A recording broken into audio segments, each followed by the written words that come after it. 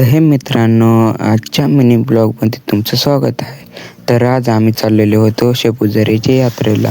मी म्हणत होतो पायवाटेने एवढी गर्दी असेल तर मोहर किती गर्दी असेल. तर इकडे खाली आलो तर काय आपल्याला गाड्यांची पार्किंग पाहायला मिळाली. एवढी गर्दी बघूनच आम्ही शॉक झालेलो होतो.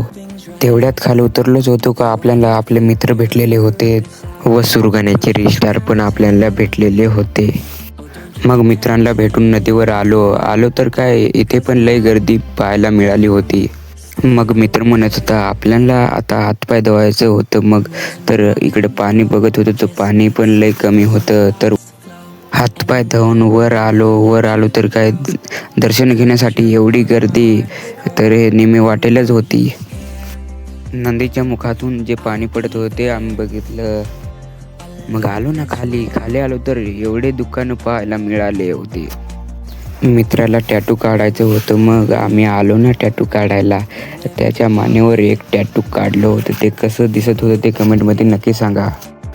टॅटू काढून झाले मग आम्ही इकडे फिरायला निघालो तर एवढी गर्दी बघा कशी गर्दी होती यात्रेत.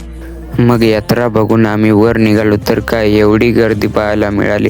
एवढं ट्रॅफिक लागलं होतं गाड्यांची की 2-3 किलोमीटर पाऊट लागलेलं होतं. मग हा मिनी ब्लॉग तुम्हाला कसं वाटलं तर कमेंटमध्ये नक्की सांगा आणि चॅनलला सबस्क्राईब करा.